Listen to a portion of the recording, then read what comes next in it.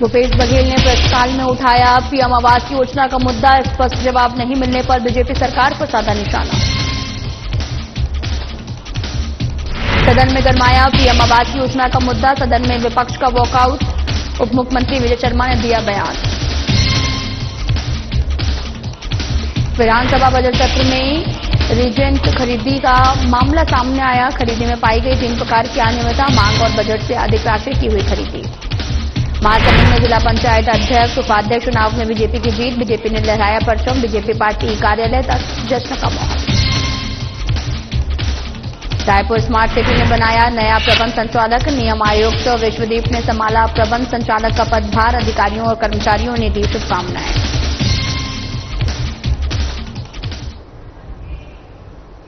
नमस्कार, मैं हूं आपके साथ अंकिता पाल। बुलेटिन की शुरुआत करते हैं। छत्तीसगढ़ विधानसभा बजट सत्र की कार्रवाई लगातार जारी है। इसी कड़ी में आज पीएम आवास योजना का मुद्दा उठा, जिसके तहत पूर्व मुख्यमंत्री भूपेश बघेल ने प्रश्नकाल में यह मुद्दा उठाते हुए पूछा कि आवास योजना, आवास प्लस और आवास प्लस प्लस के तहत कितने निर्माण कार्य अब तक हुए हैं। उन्होंने कहा कि मंत्री जी की ओर से कोई भी स्पष्ट जवाब अभी तक नहीं मिला है। वो केवल प्रवचन ही देते हैं। उनके पास किसी बात का सटीक जवाब नहीं था।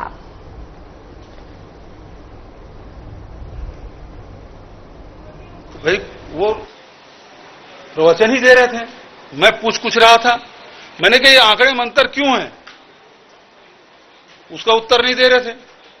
मैंने कहा कि हमारे साथ कुछ नहीं हुआ, तो फिर आंकड़े आपने दिए वो क्या है, उसका भी उत्तर नहीं दे रहे थे। फिर मैंने कहा आवास योजना कितने हैं, आवास प्लस में कितना है, आवास प्लस प्लस में कितना है, वो भी उत्तर नहीं दे रहे थे। प्रवचन ही नहीं कर रहे थे, क्या कर रहे थे वो, उत्तर उनके पास था नहीं। अब वो बोल दिए कि वित्तीय वर्ष और जो वार्षिक कैलेंडर है उसके हिसाब से, तो उसके हिसाब से भी अंतर क्यों आना चाहिए। अंतर थोड़ा बहुत हो सकता है, लेकिन 13,000 और 1,65,000 में बहुत अंतर होता है।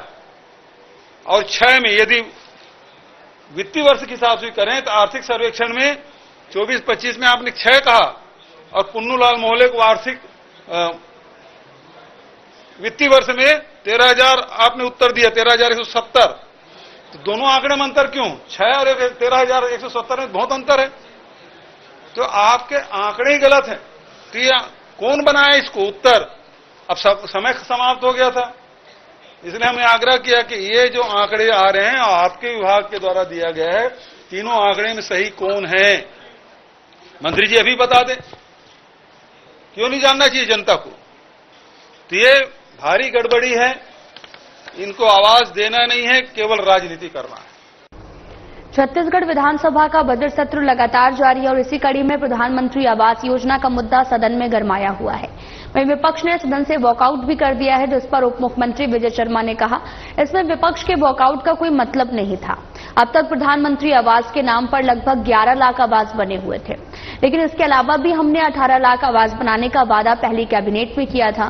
प्रधानमंत्री आवास की प्रतीक्षा सूची का 6,99,000 और लगभग 400 आवास जो है वो प्रधानमंत्री साथ ही साथ 8,19,000 आवास प्लस की सूची से आना है। उसके बाद जो पूरा करना था वो 2,46,000 है। प्रधानमंत्री आवास की शुरुआत 2016 से होती है और 2016 और 2017 फिर 18 दिसंबर में कांग्रेस की सरकार आ जाती है, लेकिन फिर 24 में हमने अपनी सरकार में काम को आगे बढ़ाया।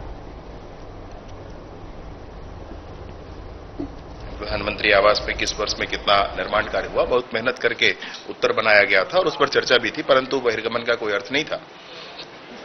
एक प्रश्न ये है और वो मैं आपके सामने भी बहुत स्पष्टता के साथ कहना चाहता हूं कि जो अब तक प्रधानमंत्री आवास के नाम पर समूचे प्रदेश में लगभग 11 लाख आवास, 11 लाख से अधिक आवास बने हैं, उसको छोड़कर 18 लाख और आवास बनने की बात हम लोगों ने प्रारंभ में ही अपने आंदोलन में ही कही थी और विष्णुदेव जी की सरकार उस काम को कर रही है। मैं आपको इस पे बड़ी स्पष्टता के साथ वो आंकड़े भी बताना चाहता हूं जिसके माध्यम से वो आवास बनने वाले। इसमें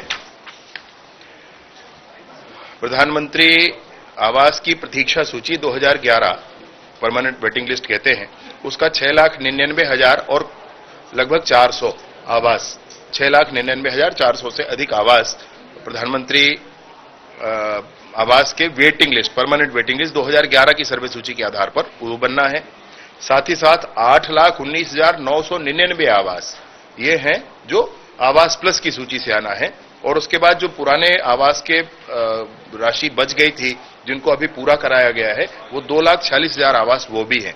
साथ ही साथ 47,090 आवास वो हैं जो मुख्यमंत्री आवास योजना के अंतर्गत विगत सरकार ने दी थी। चूंकि गरीबों का मामला है इसलिए मुख्यमंत्री जी ने कहा कि जिसका भी नाम आता है उसमें उसको दिया जाए।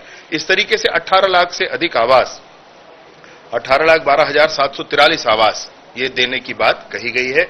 तो मैं बड़ी स्पष्टता से के साथ ये कहना चाहता हूं कि अब तक जो आवास बने हैं हमारे वो है, अब तक जो आवास बने हैं वो है 11,58,919 आवास बने हैं। अब तक बने हुए आवास 11,58,919 आवास बने हैं। प्रधानमंत्री आवास की शुरुआत 2016 से होती है और 2016 और 17 फिर 18 के दिसंबर में कांग्रेस की सरकार आ जाती है। इतने में ही 6 लाख आवास बनाए गए, 16 के अतिरिक्त 17 और 18 2 वर्ष में 6 लाख आवास भाजपा की सरकार के द्वारा बनाए गए। और उसके बाद अभी जब भाजपा की सरकार आई है तो 2,25,000 आवास इन महीनों में बनाकर तैयार किए गए, जिसके पूरे आंकड़े। तो इस तरीके से लगभग 8,25,000 आवास 11,58,000 आवासों में से भाजपा की सरकारों के द्वारा बनाए गए हैं और विगत 5 वर्षों में 3 लाख लगभग आवास बनाए गए। अब मैं इसमें आपसे ये भी बताना चाहता हूं कि ये सूची जिसको मैंने बार बार दिखाया है सबको, ये वो सूची है जिसको देखकर पूरा दृश्य समझ में आता है कि केंद्र की सरकार के द्वारा 17 राज्यों को 32,50,000 आवास दिए गए। उसमें से 16 राज्यों को 2011 की सर्वे सूची अर्थात परमानेंट वेटिंग लिस्ट के आधार पर कोई आवास देने की आवश्यकता नहीं पड़ी, वरन 6,99,331 आवास सिर्फ छत्तीसगढ़ को देना पड़ा। 6,99,331 आवास सिर्फ छत्तीसगढ़ को देना पड़ा। ये वो सूची है। यही सूची ये दर्शाती है कि अन्य राज्यों ने तो अपने परमानेंट वेटिंग लिस्ट को पूरा कर लिया था, परंतु छत्तीसगढ़ ने परमानेंट वेटिंग लिस्ट पर काम नहीं किया था और ये सारे आवास शेष रह गए थे छत्तीसगढ़ में। किस तरीके से आवास यहां बनने थे और किस तरीके से उस आवास को वापस किया गया, इसकी भी पूरी जानकारी आज सी समय थोड़ा कम पड़ा, परंतु ये बात है। हम लोगों ने छत्तीसगढ़ में सरकार बनने के बाद 2024-25 में एक 8,369 करोड़ रुपए का प्रावधान किया, जिसमें से 5,142 करोड़ रुपए का आहरण भी हो चुका है और शेष राशि का भी आहरण भी हम करेंगे। अभी नई इस बार भी 8,500 करोड़ का प्रावधान इसमें रखा गया है। 8,47,000 आवास एक बार हमको मिले हैं, 3,03,000 आवास एक बार हमको मिले हैं और अभी 3,03,000 आवास अप्रैल मई में फिर हमको मिल जाएगा। 2,24,000 आवास, 25,000 आवास हमने अभी नए पूर्ण किए हैं। ये कुल मिलाकर 2,41,000 तक की राशि ये संख्या जाएगी। इस तरीके से कुल आवास आप 32,000 में अभी उसमें पीएम जनमन जो नया आया है वो छोड़ दिया, वो पीएम जनमन का आवास अलग है। इस तरीके से 18 लाख से अधिक आवास छत्तीसगढ़ में विष्णुदेव जी की सरकार बना रही है। छत्तीसगढ़ विधानसभा बजट सत्र का आज 9वां दिन रहा। छत्तीसगढ़ आपको बताते चले कि एमएसएससी के द्वारा रीजन खरीदी का मामला भी सामने आया, जिस पर स्वास्थ्य मंत्री श्याम बिहारी जायसवाल ने बताया कि मोक्षित कॉरपोरेशन से खरीदी में 3 प्रकार की अनियमितता पाई गई है। 10 गुना ज्यादा दर पर आपूर्ति की गई 700 मशीन आज तक चालू नहीं हुई और क्लोज की जगह ओपन मशीन की आपूर्ति की गई। उन्होंने कहा कि मांग और बजट से अधिक राशि की खरीदी की गई है। मोक्षित कॉरपोरेशन से 385 करोड़ रुपए की खरीदी की गई। विभाग की जांच करने वाले अधिकारी भी इससे मिले हुए हैं इसमें, और उन्होंने ये भी कहा कि जांच में जो भी दोषी पाए गए हैं उन पर कार्रवाई की जाएगी।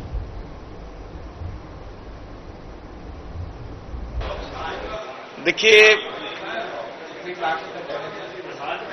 आज का जो प्रश्न था वो प्रदेश के लिए बहुत महत्वपूर्ण था और जैसा कि पिछले विधानसभा में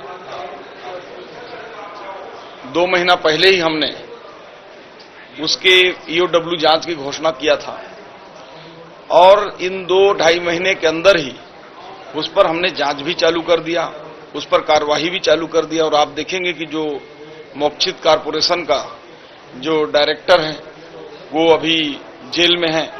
15 अधिकारियों को हम लोगों ने अपनी विभागीय एनओसी दे दिया उनकी जांच के लिए, पूछताछ के लिए। और उसमें जो भी दोषी होंगे ईओडब्ल्यू उस पर जांच करेगी। और जब माननीय विष्णुदेव साय जी की सरकार आई और जैसे ही आप लोगों के माध्यम से या अन्य माध्यम से हमको सूचना प्राप्त हुई कि उसमें बड़ी भ्रष्टाचार और घोटाला सांठगांठ करके किया गया है, तो तत्काल मैंने तत्कालीन डायरेक्टर हेल्थ को इसकी जांच के निर्देश भी दिए और जांच के लिए कमेटी भी बनाई गई। लेकिन कमेटी में भी अधिकांश ऐसे लोग थे जो उस समय उस खरीदी मामले में उनकी संलिप्तता थी, इसलिए जवाब और उसका जांच रिपोर्ट जो है समय पर वो सही नहीं आया। और इसको देखते हुए ही हमने, चूंकि उसी विभाग के अधिकारियों से उसी विभाग का जांच कराना मुझे लगता है कि न्यायपूर्ण नहीं होता, इसलिए ईओडब्ल्यू जांच भी हम लोगों ने दिया और उसका रिजल्ट बहुत अच्छा है। हम लोगों ने उसके रोकथाम के उपाय भी किए। लगभग 12 करोड़ रुपए के रीजेंट हम लोगों ने ऐसे जगहों में था जहां वहां मशीन ही नहीं था या मशीन बंद थे, उनको बुलाकर हम लोगों ने उपयोग कराया। उसमें करीब 37 करोड़ रुपए का रीजेंट खराब भी हो चुका है। तो इन सारे चीजों को देखते हुए जो सप्लायर है उसका 336 करोड़ रुपए हम लोगों ने रोक रखा है। उसकी जो बैंक गारंटी और अन्य जमा प्रतिभूति है वो भी 10 करोड़ से ऊपर की राशि, उसको भी हम लोगों ने रोक रखा है। उस फर्म को ब्लैक लिस्टेड कर दिया है। और न केवल मोक्षित कॉर्पोरेशन बल्कि ऐसे तमाम जो फर्म हैं जो अधिक रेट में सप्लाई भी किए हैं या फिर जिनके जांच करने पर उनकी दवाइयां सही नहीं आए हैं, ऐसे फर्म को भी, ऐसे दवाइयों को भी हम लोगों ने ब्लैक लिस्टेड करने का काम किया है।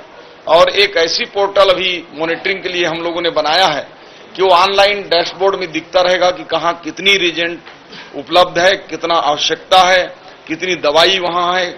हर हॉस्पिटल का हम ऑनलाइन मॉनिटरिंग व्यवस्था इस मार्च एंड तक कर लेंगे।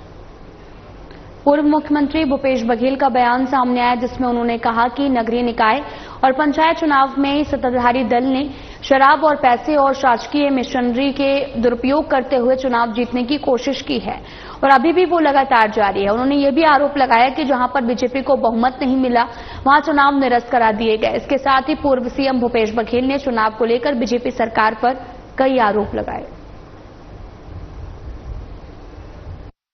निकाय चुनाव और पंचायती राज के चुनाव हुए, जिस प्रकार से सत्ताधारी दल ने शराब और पैसे और शासकीय मशीनरियों के दुरुपयोग करते हुए चुनाव जीतने की कोशिश की और अभी भी वो लगातार जारी है। और अभी जो जनपद अध्यक्षों के चुनाव हुए जिसमें डौंडी लोहारा में, भानु प्रतापपुर में, चारामा में और साथ ही इधर बागबहारा में और दुर्ग जिला पंचायत के जो चुनाव हुए वो लोकतंत्र को तार-तार किया है, अपमानित किया है। जिसमें ये 3 ब्लॉक, जो पहले 3-4 ब्लॉक में जो मैंने कहा, उसमें बैठक आहूत हो गई थी। जो जितने जनपद सदस्य हैं वो बैठक में चले गए थे, हाल में थे और उसके बाद 10 मिनट बाद ऊपर से कहीं फोन आता है और उसके बाद चुनाव निरस्त कर दिया जाता है। जहां बहुमत नहीं है वहां तिथि बदलने की कार्रवाई हो रही है। तिथि बदलने की कार्रवाई एक है, दूसरी बात बैठक आहूत होने के बाद उसको कैंसिल कर दिया गया। और दुर्ग जिला पंचायत में हुआ ये सेलिब्रेशन होटल में हमारे सभी जिला पंचायत सदस्य थे कांग्रेस पक्ष के, उसमें 2 ही अनुसूचित जाति की 2 महिला जीती है और अनुसूचित जाति के लिए आरक्षित है, एक भाजपा से जीती है, एक कांग्रेस से जीती। जो कांग्रेस की जिला पंचायत सदस्य है उसका एक रिश्तेदार शासकीय कर्मचारी है, वो आता है और लेके एक विधायक के निवास में बिठा देते हैं और नामांकन का समय चला गया और उसके बाद उसको छोड़ दिया गया। तो इस प्रकार से लोकतंत्र के चीरहरण ये सरकार कर रही है, शासकीय तौर पे किया जा रहा है। और ये विधानसभा चल रहा है, लोकतंत्र का सबसे बड़ा मंदिर हमारे प्रदेश का, और यहां हम लोगों ने कहा कि शासन की ओर से जवाब आए। शासन की तरफ से कोई जवाब नहीं आया और हम लोग इसलिए जब प्रजातंत्र का ही चीरहरण हो रहा है तो फिर यहां बैठक में भाग लेने का उचित। केंद्रीय राज्य मंत्री वी सुमन्ना ने कोंडागांव जिले के कई क्षेत्रों का दौरा किया है। इस दौरान उन्होंने शासकीय योजनाओं के हितग्राहियों से चर्चा की और केंद्रीय मंत्री ने सबसे पहले आयुष्मान आरोग्य मंदिर बम्हानी का दौरा कर निरीक्षण किया और अस्पताल में आवश्यक दवाइयों की उपलब्धता की जानकारी ली है। साथ ही चिकित्सकों को निर्देशित किया गया दवाइयों को एक्सपायरी डेट की जांच करते समय और समुचित उपयोग सुनिश्चित करें। उन्होंने यहां ये भी कहा कि आयुष्मान भारत योजना के हितग्राहियों से चर्चा करके उनका अनुभव जाना। इस दौरान उन्होंने गर्भवती महिलाओं को पोषण टोकरी का वितरण किया। इसके बाद उन्होंने नारियल विकास बोर्ड कोपाबेड़ा में उद्यानिकी विभाग द्वारा आयोजित किसानों से चर्चा कार्यक्रम में शामिल हुए और केंद्र सरकार की कई योजनाओं से लाभान्वित किसानों से रूबरू हुए हैं।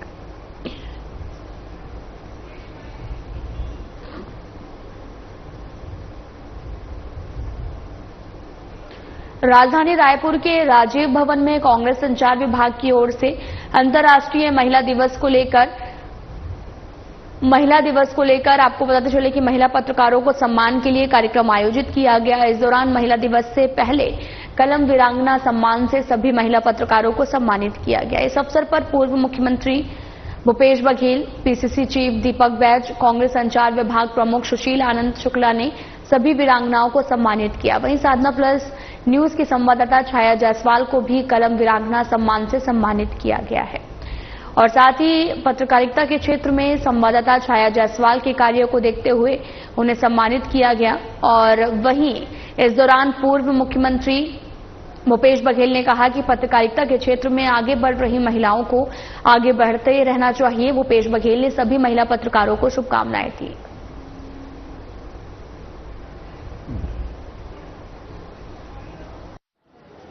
जिस प्रकार से हमारे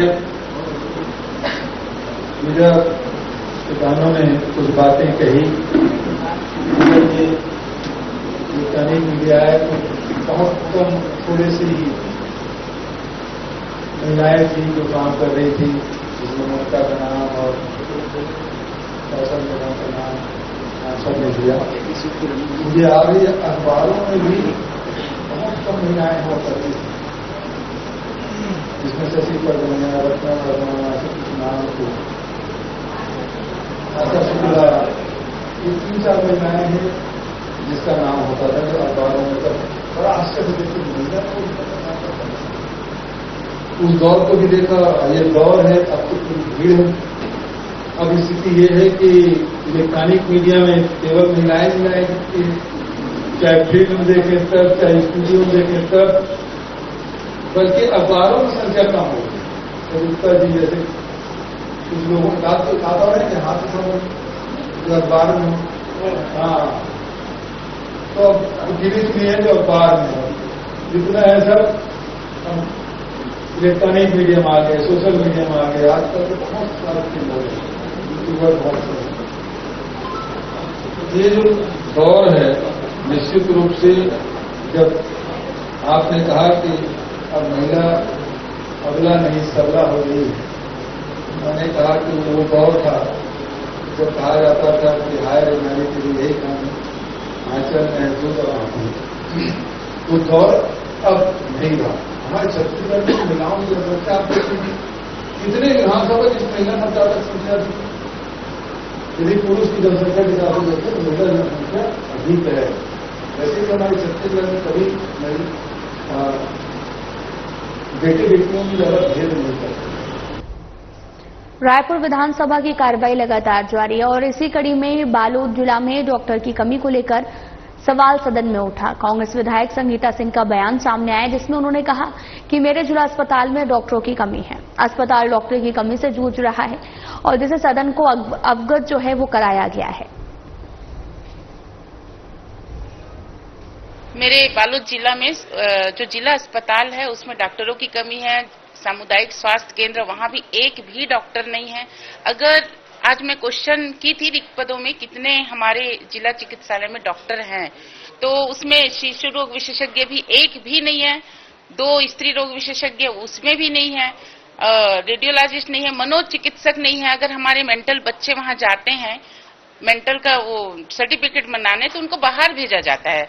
तो ये स्थिति है हमारे जिला की। तो मैं इसमें मैं क्वेश्चन की थी तो उन्होंने कहा रिक्त पदों को बहुत जल्द भरा जाएगा। लेकिन मैंने मांग किया कि हमारे यहाँ प्रसव की महिलाएं आती है, कई बार वो हॉस्पिटल से रिफर किया जाता है और रिफर करते हुए उनकी डेथ हो जाती है, तो उसके लिए मैंने जो सर्व सुविधा युक्त एम्बुलेंस का मांग किया, जिसके हमारे स्वास्थ्य मंत्री जी ने घोषणा किया, उसके लिए मैं धन्यवाद। महासमुंद जिला पंचायत में जिला पंचायत अध्यक्ष और उपाध्यक्ष पद के लिए निर्वाचन की प्रक्रिया पूरी कराई गई, जिसमें अध्यक्ष और उपाध्यक्ष दोनों पद पर बीजेपी ने अपना कब्जा जमाया है और बीजेपी को मोगरा किशन पटेल अध्यक्ष और भूखम ठाकुर उपाध्यक्ष निर्वाचित किए गए। बीजेपी ने दोनों ही पदों में जीत के बाद जिला पंचायत से लेकर बीजेपी पार्टी कार्यालय तक जश्न मनाया गया। जीत के बाद में अध्यक्ष और उपाध्यक्ष दोनों को रिटर्निंग ऑफिसर रवि ठाकुर ने प्रमाण पत्र देकर निर्वाचन की प्रक्रिया को पूरा कराया। इसके बाद बीजेपी कार्यकर्ताओं ने जमकर जश्न मनाया। नवनिर्वाचित अध्यक्ष और उपाध्यक्ष दोनों ने ही देश के प्रधानमंत्री नरेंद्र मोदी, प्रदेश के मुखिया विष्णुदेव साय सहित पार्टी के नेताओं और क्षेत्र के कार्यकर्ताओं के साथ जनता का आभार जताया। साथ ही मिलजुल कर कार्य करते हुए केंद्र और राज्य शासन की योजनाओं को गांव-गांव तक जनता के बीच में जाने की बात कही। भारतीय जनता पार्टी महासमुंद जिले धर्मनगरी के पावन भुइया में आज जिस प्रकार भारतीय जनता पार्टी का माहौल बना हुआ है, सबसे पहले मैं देश के यशस्वी प्रधानमंत्री जिन्होंने नारी शक्ति का सम्मान देते हुए यहाँ पे आज अध्यक्ष के रूप में हमारे श्रीमती मोगरा पटेल जी को जिला अध्यक्ष के रूप में जो सेवा करने का मौका दिया गया है, बहुत बहुत धन्यवाद। और आज सबसे पहले मैं उनको भी आपका धन्यवाद देना चाहूंगा।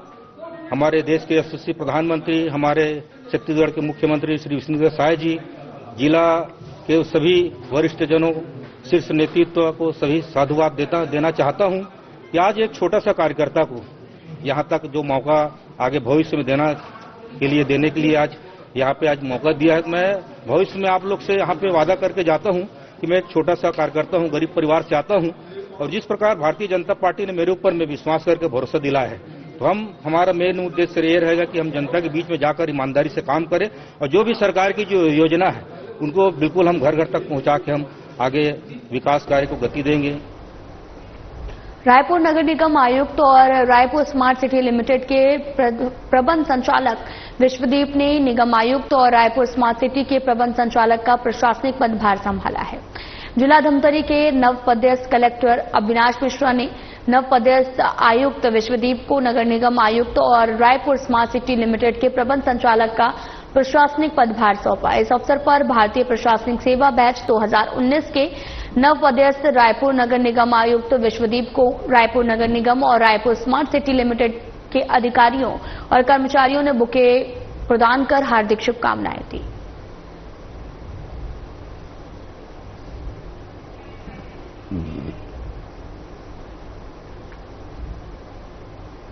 खबर रायपुर से है, जहां पर गर्लफ्रेंड को लेकर हुए विवाद में फायरिंग कर जानलेवा हमला करने वाला मुख्य आरोपी सहित कुल 4 लोगों को गिरफ्तार किया गया है। मजबूत पुलिसिंग का परिचय देते हुए घटना के 2 घंटे के भीतर आरोपियों को पकड़ लिया गया। आरोपियों को पकड़ने के लिए पूरे शहर में नाकेबंदी की गई है। घटना में प्रयुक्त सामान जब्त किया गया है। एंटी क्राइम और एंटी साइबर यूनिट और तेलीबांधा पुलिस की एक संयुक्त कार्रवाई हुई है। कई आरोपियों की गिरफ्तारी हुई है। आज रात में थाना तेलीबांधा क्षेत्र अंतर्गत रिंग रोड नंबर 1 में कार सॉल्यूशन के पास में गर्लफ्रेंड को लेकर हुए विवाद के उपरांत फायरिंग की घटना घटित हुई थी और इस पूरे मामले में थाना तेलीबांधा में अपराध क्रमांक 135/2025 धारा 109 35 BNS और 25-27 आर्म्स एक्ट के तहत में अपराध पंजीबद्ध किया गया था।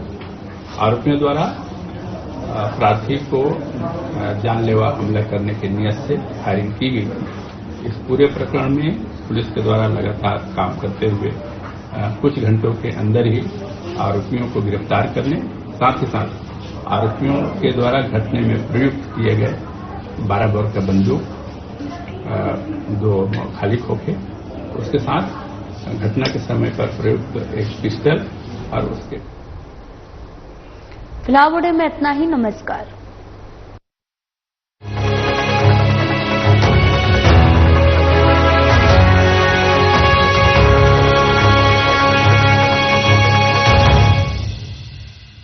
क्या आप दुबले पतले कमजोर हैं, आपकी सेहत नहीं बनती?